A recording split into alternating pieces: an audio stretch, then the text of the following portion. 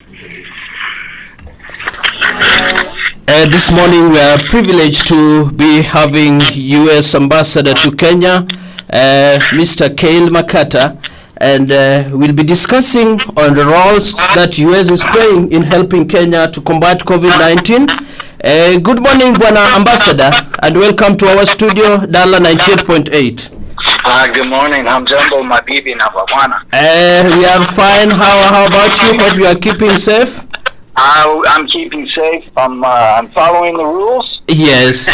I'm wearing my mask. I'm washing my hands. Yes. I'm being careful. It's okay. It's good to be careful because this disaster is so dangerous for all of us.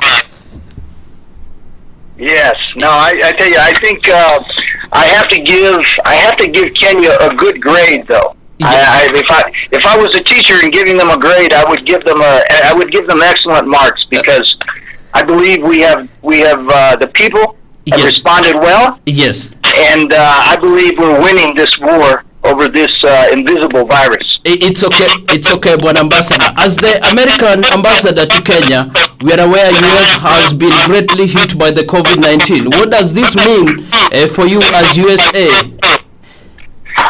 Well, as you might have heard, just a couple of days ago, President Trump made his first phone call to Africa, and the big news is that first call went to President Kenyatta, and there's a reason why he called President Kenyatta first is because we have a special friendship. Mm-hmm. They have a special friendship. And Kenya is special to the United States. Yes. We're working on a free trade agreement. We're working on helping with COVID. In fact, we've just announced that we're going to be spending 705 million Kenyan shillings just for COVID. Yes. And so we're excited about that to be able to help the people of Kenya. It's okay. President Trump is thinking of easing down lockdown and opening the economy. Everything is everything in place to ensure this is done to cause no more harm to American? Well, listen, I think we all want to get back to normal as soon as possible. Yes. In the United States and in Kenya, because here's one of the things, and I think Kenya and the United States are similar. We have similar values, and I think Kenya is one of the most friendly African countries. I think Americans are friendly, and we like being together.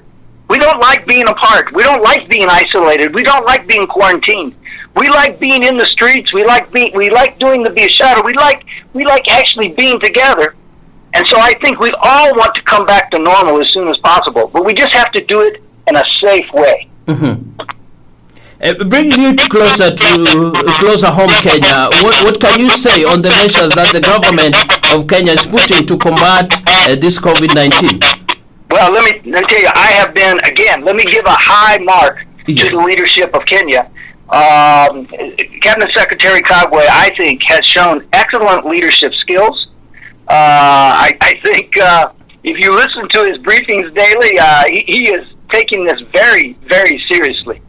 And I think because of his leadership and others, I think we're not seeing a huge impact of COVID. Mm-hmm. I think, every life that is lost is important. But if we can keep this small, if we can keep this down, if we keep pushing it down, we'll get back to normal quickly. And I'm very happy with the leadership that Kenya has shown. Yes, every day we see the numbers rising. Do you think the government should put more measures to combat this? Well, listen, I think we have to be good stewards of what we're given. Mm-hmm. And what we have in Kenya to use is what we should use. And we should use it in the best possible way. And I think we just have to make sure there's no holes in the bucket. We need to make sure that the money that is assigned for COVID goes to COVID. Yes. And we need to make sure that if it was for mask, it needs to buy mask. If it's for testing, it needs to buy testing. And that's really what the United States is saying. We may not, whatever we have, we want to use it to do the best job for as many people in Kenya as possible. And so I think that's the challenge for all of us, just to be good stewards of the resources that we have. Okay, the cabinet secretary for health, Mutai Kagwe, talked about opening the restaurants, and various guidelines were given on the same. Do you think this may help in restoring back the economy? Well, I think opening anything is going to help the economy. Again, we just have to do it safely. We just have to be careful. And some things we may not be able to do the same. But, right now, we're focusing on actually getting the help to the people. That means we're investing in testing supplies. We're investing in the counties and helping the healthcare workers in the counties do the best job they can. And again, this about 200 million Kenyan shillings is what we're spending right now on that, on testing. And so that we can know how quickly we can go back to normal. What can you say on the testing capacity in Kenya? We still don't have the adequate testing kits, especially for mass testing to take place. Do you think we are doing enough in testing?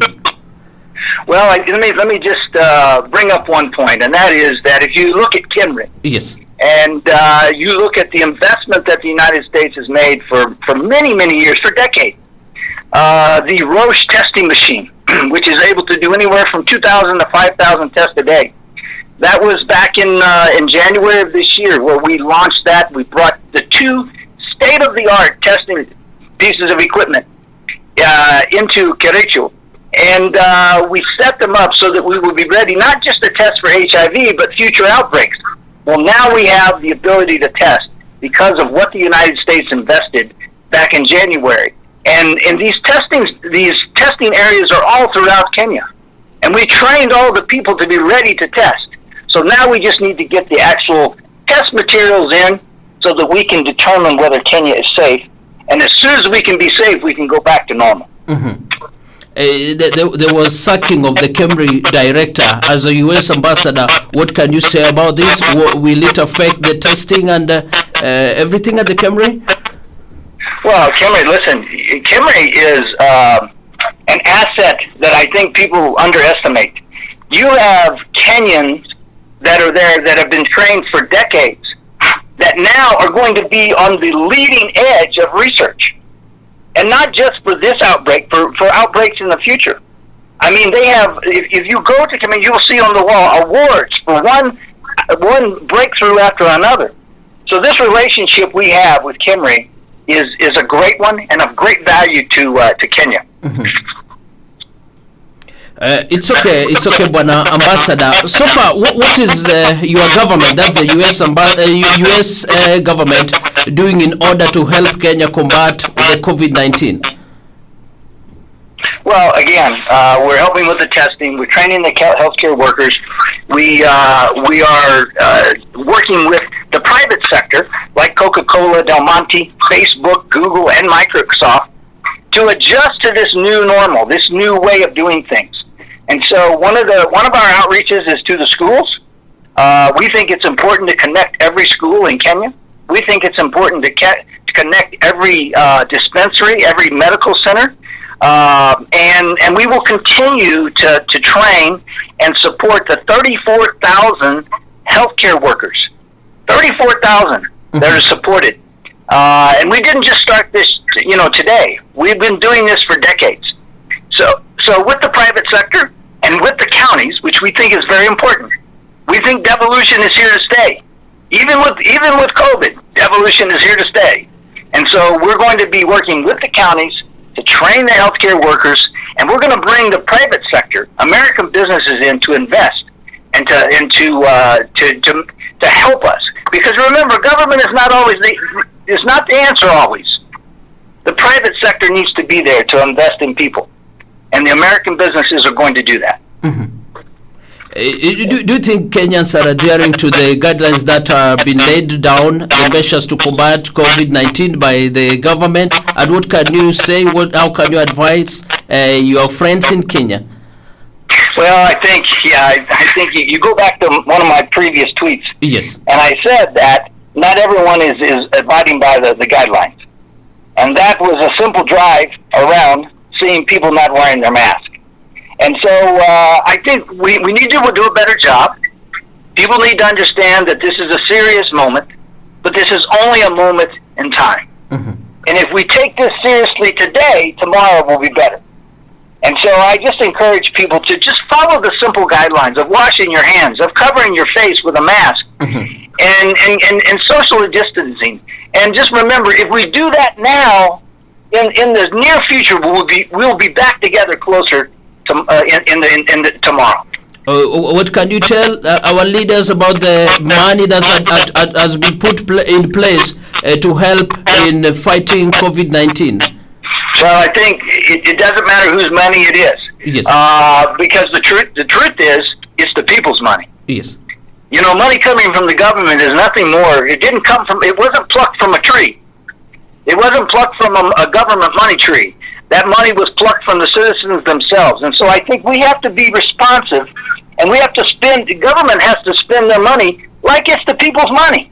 And I understand, you know, if you give someone else money, he may not spend it wisely, but if it's your own money, you're going to get the most that you can for that. And I think, you know, we always come back to the shared values of America and Kenya. And one of the greatest things, one of the best values that we share together is that generosity, that willingness to help one another and to help our neighbors. And so the last thing I always tell people, not just wash your hands, cover your face, social distance, but just be a neighbor. Look after your neighbor. If you have an elderly person that has not got family, look after them. Make sure they're well. Make sure they're eating. Make sure they've got food. And you know, if we all become better neighbors in the middle of COVID-19, we will have done something great for the country. And the responsibility is not just it's for our youth as well. There's no excuse for youth to be saying, "I don't have anything to do. I don't have a job." No, you have a job. Take care of your neighbor. You have a job. Take care of your community. And I let me tell you, there's a little secret here. The young people that step up and lead in the middle of the crisis may very well have a job at the end of the crisis. Yes. Because this is a time for the youth to show what they can do. This is a time for the youth to say, "Listen, I'm the best leader, and if I can lead in a crisis, I can lead in your company. If I can lead in a crisis, I can lead in your institution." And so there's kind of a job fair going on right now for youth. This is the opportunity for youth to show what they can do. And I guarantee you, people will recognize it. If you become famous in your community first, become famous in your family first. And if you'll do that, you will show that you can lead, and then some company is going to come and want you because you're the leader of the future. So I encourage the youth, don't quit. This is the time to get to work. Thank you. The education sector is now around student at home. What does this mean to the parents and even the education sector? Well, I think what it means is students and parents have to be ready for the new normal. Students and parents have to be ready for for a virtual learning in the future. I know we'll all come back to being together in school, but we have to be ready to do things just a little differently. And I think that's why it's important for the United States to connect the schools in Kenya. So even those young people in the villages can see how big the world is. They need to remember that their world is not just the size of their village, and their village is not the world, but the world is much bigger, and their dreams can be much bigger, and their goals can be much bigger. And listen, we're not waiting for June 1. We're not waiting for June 1. We're busy now. We're actually, with our programs, with our leadership and mentorship programs, we're actually picking those people now for the future. So we're interviewing those people virtually, and we're very busy now so that we can have programs ready to go, shovel ready, people ready tomorrow. Do you think we're doing enough on online learning? Well, I tell you what, online learning is been around for a while, but our private American companies like Google, Microsoft, IBM, they're actually investing a lot of time and money right now to connect young people with learning. And I'll give a small.